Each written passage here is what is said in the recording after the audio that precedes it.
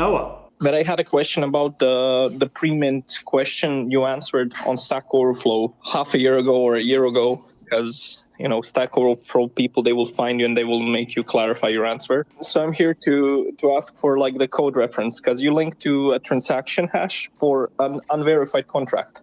And while it's pretty clear how that may be done, I believe it would be very useful if that code was either verified or if a small example was provided of what would, according to you, because I feel it's fairly common, especially in migration scenarios, which are happening a lot between L1s and L2s, etc., where people are taking whole collections and just minting them anew and disowning the old one. ERC 721 did start with upgrades in mind and probably more in mind than anybody's actually using. We do want to be able to mint a lot of stuff at once, but I do want to see these. We're talking batch minting at contract deployment to multiple addresses. Is that important? Or just minting? Yeah. It's different batch addresses? minting. What you referenced was that you could pretty much hard code in the storage the hundreds or thousands of addresses you want to pre-mint to. And I was wondering if there was an actual code example for that. Yes. Okay, let me go find this. Yes. Because okay. the Arch0 token, yes. I believe. Let's get them in the you show. You referenced it, but there was no code. We will get this, but in the meantime, I can tell you the main secret. If it's just 100, 100's not a big deal. You can do them 10 at a time or 50 at a time. But if we're talking about 1,000 or a really big number, that's when you really want to optimize. The trick is you want to store a lot of something into Ethereum land, and you want to use that stuff in order to mint a lot of NFTs, right? And we're working on getting the code, so we'll find that. But just broadly what's going on here is you need a cheap way to store some data basically in RAM in Ethereum so that you can go look up that stuff and then spit out a bunch of log entries to send the NFTs. And the secret is storing it as code. You're going to create a smart contract and just shove a bunch of code in there that does nothing. I mean, you're going to mint a smart contract, and at the very beginning, you're just going to put like a 0 or something, and then you're going to shove all this data in there. And let's just say for now, it's just one NFT per person. Let's just say like that. Basic implementation is, let's say you've got 100, let's say 100, but it can scale larger. So you deploy a smart contract, and the code of the contract is just 100 different addresses. And then you make an NFT contract. And what the NFT contract does, it says, okay, for tokens number 0 to 100, if the owner is known, so if it's already been transferred, then use that. So we're going to copy, I guess, Open Zeppelin, the normal owner of. But if the owner is 0, and we know there should be an owner for the first 100, and you'll need to have a workaround for burning these things if you want them to be owned by 0. Oh, I see. Okay, yeah, that's nice, and it gets around the contract size limits for an arbitrary size contract. Yes, and you can scale it times n. Okay, thanks. Yeah, that's great. I'll write up an example and post it up on Stack Overflow. Thanks for keeping me honest on this. I actually did not deploy that contract myself, so I don't have that code. That's why I was asking. I think it was James who did that. They're also in the Discord here. Oh, I'll put it in the show notes. There you go. So the link is in the file, and if you hit that, you can jump in the Discord too. You can interview me yourself from Stack Exchange. Love it. The quote is, if you write a line of code, it's like having a kid. You will have to nurture it for the next 18 years. Next, we have, authentication bypass. Is this 037 you wanted to bring this up? That authentication bypass was a pretty funny finding. Basically looking for a quick login scheme using PHP for like the site I'm looking on. Basically, you have a wallet, you sign a message, and that's enough for you to edit a data type, where the data type is then just stored in a database. And in this case, what I noticed was, so they're using JWTs, JSON Web Tokens, and to do this, you sign a message using your wallet. And you can customize this message. There's a nonce attached to it. It's pretty straightforward. When you do that, when you register and you sign the message and you get the JSON Web Token, you have that saved as a variable. The actual command that it sends back to the web server is decoupled from the update statement. The update statement for the database is just basically saying where, and then there's like the address, your wallet address, that it's already verified in this case, but it gets the address from the actual request. It's decoupled from the JSON Web Token. So really what you need is a JSON Web Token that's valid, and you can change the address to whatever you want. You can just easily edit any other person's stored data type as long as you know their address. Now, in just their app alone, if you know the other addresses, then I guess it's a finding. There's no actual like contract to like sign messages with, so there's no real good way to enumerate addresses that have talked to the website. But if you do use it for like more advanced things, like let's say you do have a smart contract associated with it and you are doing like transactions, then it's very easy for someone to figure out all the public addresses to then go back to the site and use to basically make update statements to whatever data type. You know, someone else's app using this library could be much more advanced, and you know it could be modifying other sorts of data. And pretty interesting finding. Basically, what's happening is that there's two different messages that are coming from the client to the server, and they're just connected by way of the username. They're not actually authenticating. When you do an authentication diagram, proper way to do it is it goes from left to right to left, right, left, left. The problem is that the sequence diagram that you just described, it sends twice, and then of course it was hacked, is because the two things are not correlated. It is not a stateless design. Yeah, like in the single request, you do send both the JSON web token and the address. It's just the fact that once you reach the update statement, like it just doesn't use it. A simple way to like prevent that, you could just take the JSON web token, hash it, add maybe like another nonce to it if you really want to, and then store that in the database alongside your update statement. That would actually couple them back again versus like, I guess just not doing that. It made me think of kind of like the prior research that you did with the actual signed messages themselves persisting. I feel like it's very similar up to the database point. The enumerability in both cases is slightly different. Like in one, you have to actually like be present for like, you know, like the requests and whatnot. In this case, it's just knowing the addresses. Like if you know the addresses, then you're solid. It's a huge deal. It's because this is a reusable thing. So yeah. When there's code out there that's meant to be used by multiple people, then it's got to work for all the advertised use cases. And this is a generic PHP MetaMask user login. Yeah, there was also a couple SQL injections in that repo. I also found those and reported it, but I think the authorization bypass was more interesting. I'm going to put this on our board. Yeah, this is something I would like to work. It's on the official board, so anybody who fixes that issue is badge eligible. I have most of it fixed, but I wouldn't know if like, you know, if the maintainer would like go for a more session key approach, because it does kind of kill the purpose of using a JSON web token when you really think about it. There's other ways to verify it, but like that someone owns an address, you don't have to like store it like, you know, as a variable again. Like the backend already knows, so it could just create a random key and just save that random key and then just use the random key as a cookie, and you're basically done. You don't even need to make a whole JSON web token. But yeah. You can do a cookie, so you can do session cookies, which is a built-in technology in PHP, which is, you know, set up. You can also use a challenge. You can use a salt. You can use a session, like a database session, and that's why we have issues, right? So you can basically, the most important part of making an issue is getting the appetite of the maintainer, if the goal is to make a pull request. And then the other thing you do is you click on the repo and you just look the most recent commit was in June. It's definitely not like super maintained. Surprisingly, it was like one of the only examples I could find. I'm sure there's more if I search differently on GitHub, of just like a regular MetaMask login that uses PHP. Like very simple, straight to the point. Oh. You could actually, so they have a demo setup. You could literally pull off any of those. The repo name is MetaMask, but actually their demo also includes Wallet Connect. Uses other wallets. Yep. That made it really cool too. Yeah, I remembered what you had said about like needing really good compatibility with like all sorts of different wallets. This guy had it set up pretty well. That's cool. Yeah, good find. I'd love to see this work. I do like PHP too. I know everyone uses Node. I know a lot of people also use PHP, and I've done this stuff in Java. So I'm happy to make all this stuff work. I usually just throw all of it in like a Docker container, container per component that's in there, PHP, MySQL, and then like maybe an Nginx front. I gotta tell you, man, with SQLite, I mean, I'm running websites with hundreds of people on SQLite, no problem. I love people that publish that kind of stuff. You know, it's they're giving you something, you can run with it, and you don't have to like extract it from an existing project. It's already been de-vended for you. Well, I was actually looking at the website. I was just busy with getting this bank account pass from Plutus, but I think this is also something similar. I can also use this for my web shops to as a plugin for payments, isn't it? Oh, we're talking about Alchemy. Yeah.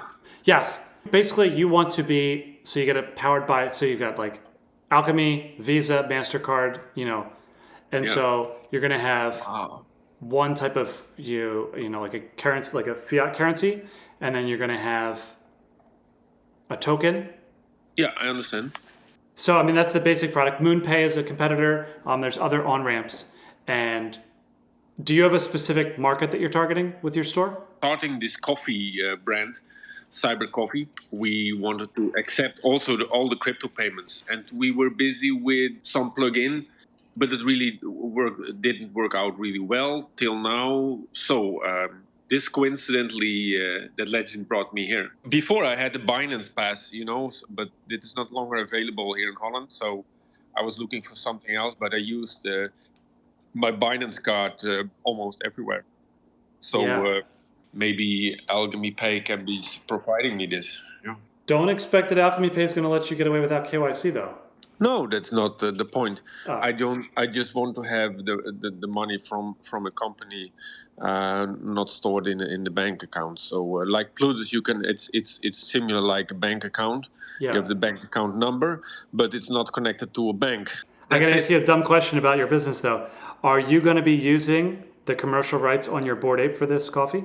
Yeah, we of course we have more than one apes, and this Bored Ape is not from me; it's from Nizar, the blue one. You were saying the blue one? You have a white one, a white shirt, and then you have a pink one in your banner. Yeah, but that is not the Bored Ape. That are the dope apes. So we use the dope apes with the red cups. I only have the red cups, and two other persons have one with the red cup. That's Nizar, one Bored Ape Club, Bored Ape Yacht Club member, and the other one is I gave it to the Bitcoin family, Didi, and they are member of this Cyber Coffee Club.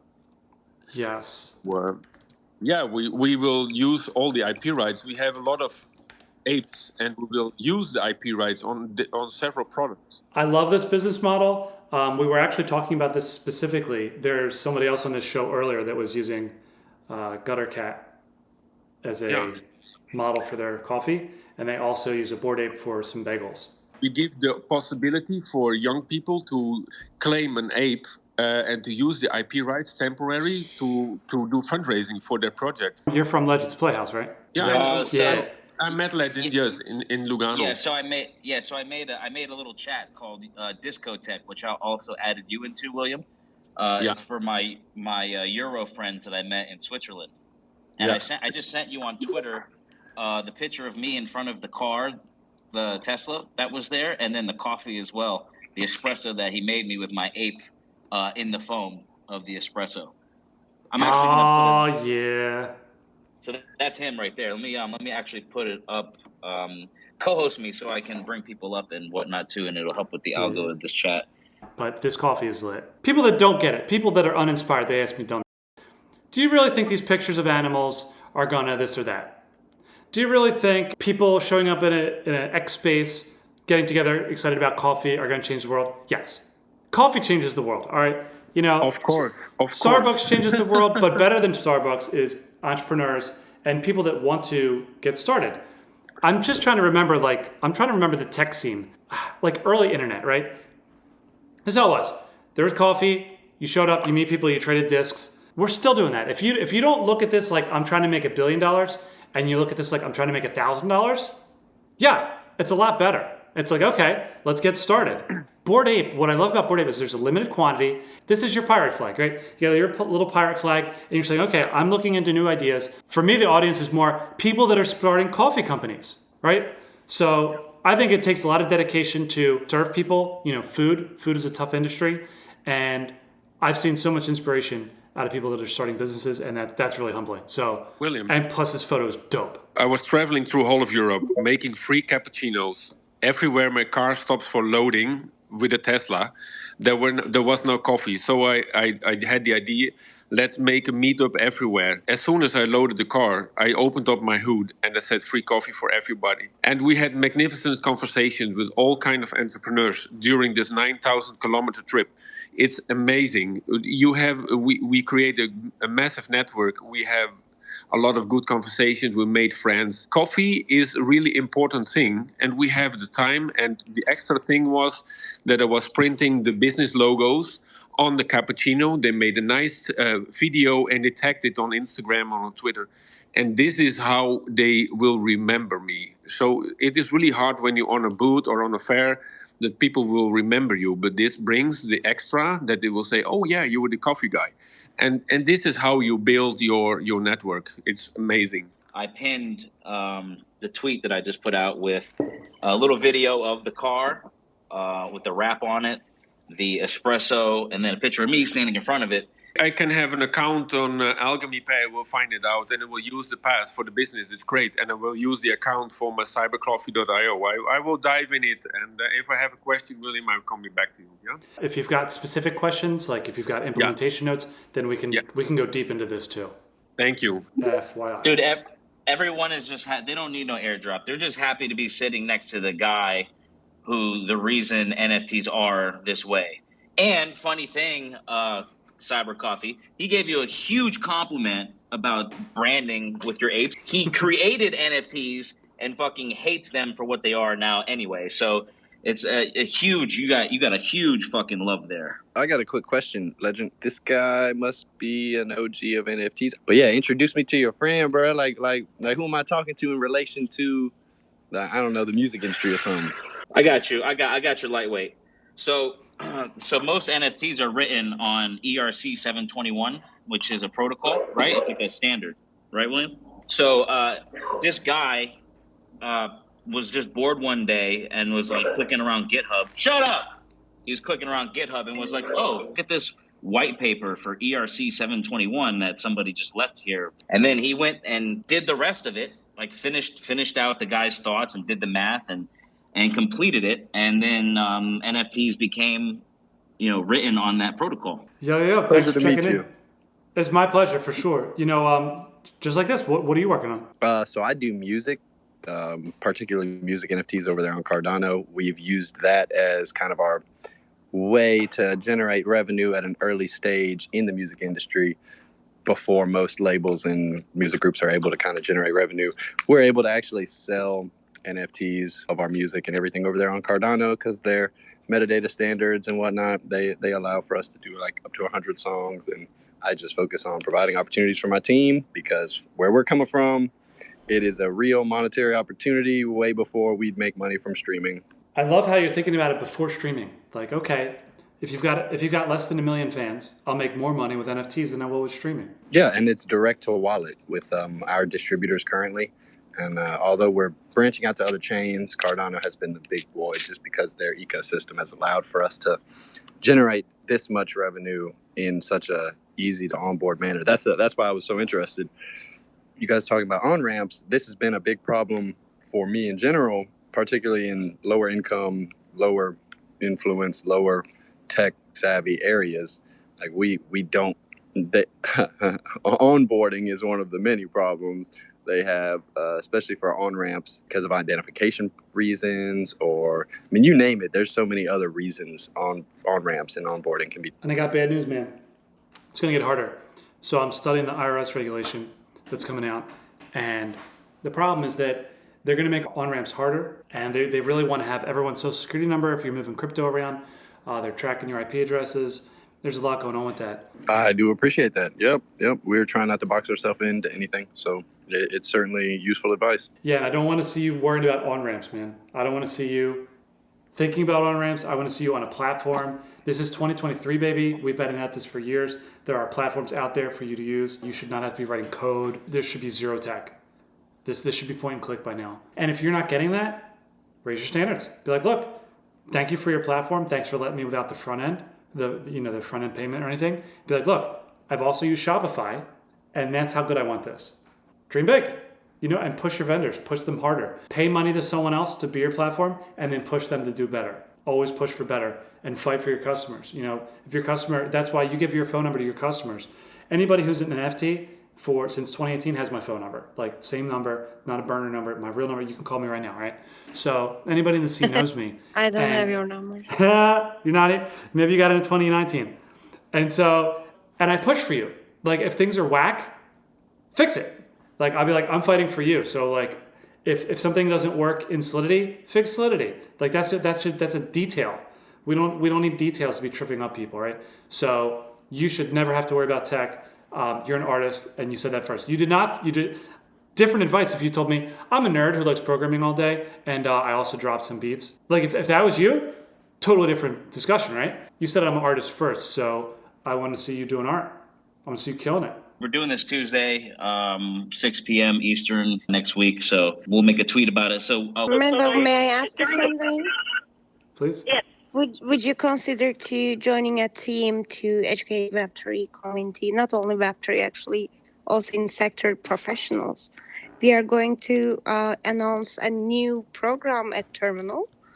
It's going to be free education. We call dEducation, decentralized education. It's going to be about exponential technologies, sustainability, Web3 as well, XR, blockchain. So if you consider to like joining forces, I would love to meet with you if you have time to spare. Sure, I'd love more information. I'm dabbling in tons of other stuff, and I would love more information. I think that's just really cool. Yeah, I mean, you can just maybe follow the terminal then. I mean, you can follow there. Sure. But we realized that in the Web3 also, there's lack of knowledge, but it's because lack of education. I think currently, for example, if you go to here in Denver, like that's probably the only place where people get together, and that's just about the Ethereum blockchain, right? Of course, you've got all these other people there, but that's like the main area where people get together, but it's still native to the people in this space, and it's like, how do we get out of this bubble and educate other people? So, I don't know. I just heard you say that legend, and I was like, yeah, that's a great idea.